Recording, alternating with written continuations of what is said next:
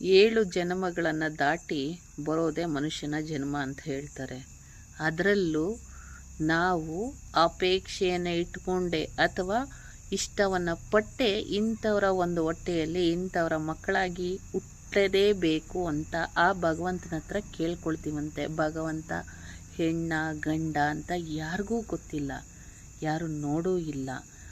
ನಮ್ಮ ಒಂದು ವಾಸ್ತವದ ನೋವು, ಸಂಕಟ, ದುಃಖ, ದುಮ್ಮಾನ, ಒಂದು ಸಮಸ್ಯೆಯ ಸಮಯದಲ್ಲಿ ಯಾರು ನಾವು ನಿರೀಕ್ಷೆನೇ ಪಡೆದೇನೆ ತಟ್ಟಂತೆ ಬಂದು ಸಹಾಯ ಮಾಡ್ತಾರೋ ಆ ಕ್ಷಣಕ್ಕೆ ಭಗವಂತ ಅವ್ರ ರೂಪದಲ್ಲೇ ಇರ್ತಾರೆ, ಅವರೇ ದೇವರು ಅಂತ ನಂಬಿ ಬದುಕೋದೇ ಈ ಮನುಷ್ಯನ ಜೀವನ.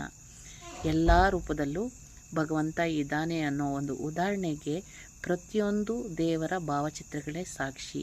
ಒಂದೊಂದು ಭಾವಚಿತ್ರದಲ್ಲೂ ಒಬ್ಬೊಬ್ಬ ವ್ಯಕ್ತಿಯ ಒಂದು ಮುಖಚಹರೆಯ ಭಾವಚಿತ್ರಗಳ ತರಹವೇ ಭಗವಂತನನ್ನು ಎಲ್ಲರೂ ಕಾಲ್ಪನಿಕವಾಗಿ ತನ್ನ ಅನುಭವದ ವ್ಯಕ್ತಿಗಳು ತನ್ನ ಕಷ್ಟದಲ್ಲಿ ಕಾರ್ಪಣ್ಯಗಳಲ್ಲಿ ತಮ್ಮನ್ನು ಕೈ ಹಿಡಿದು ಮೇಲೆತ್ತಿದಂತಹ ವ್ಯಕ್ತಿಗಳು ದೇವರಾಗಿ ಕಲ್ಪಿಸಿಕೊಂಡು ಪ್ರತಿಯೊಬ್ಬ ಕಲೆಗಾರ, ಶಿಲ್ಪಿ ಆ ಭಗವಂತನನ್ನು ತನ್ನ ಆತ್ಮದಲ್ಲಿ ಸಂಪೂರ್ಣವಾಗಿ ನೆನೆದು ಕೆತ್ತನೆ ಮಾಡ್ತಾರೆ.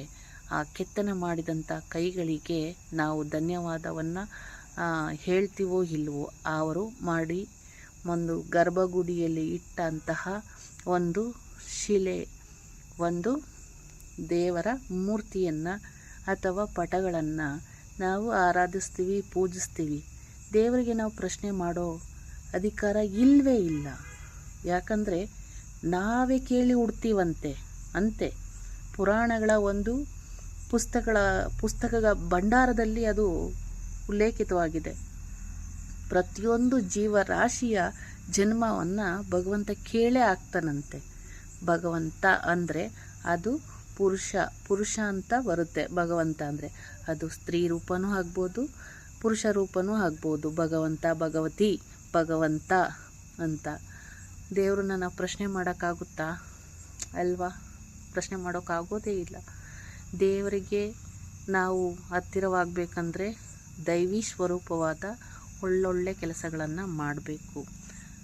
ಇರುವಂಥ ಕಷ್ಟ ಕಾರ್ಪಣ್ಯಗಳನ್ನು ನಾವು ಸಹಿಸಿಕೊಂಡು ನಿನ್ನ ಮಾರ್ಗದಲ್ಲಿ ನಿನ್ನನ್ನು ಸೇರೋದಕ್ಕೆ ನಮಗೆ ಒಂದು ಮುಕ್ತಿದಾರಿಯನ್ನು ನೀನೇ ತೋರಿಸಿ ನಮ್ಮನ್ನು ಕೈ ಹಿಡಿದು ನಡೆಸು ಭಗವಂತ. ದೇವರೇ ಭಗವಂತ ಅಂದರೆ ಪುರುಷ ಆಗ್ಬಿಡ್ಬೋದಲ್ವ, ಅದಕ್ಕೆ ದೇವರೇ ನಡೆಸು ಅಂತ ಕೇಳ್ಕೋಬೋದೇ ಹೊರತು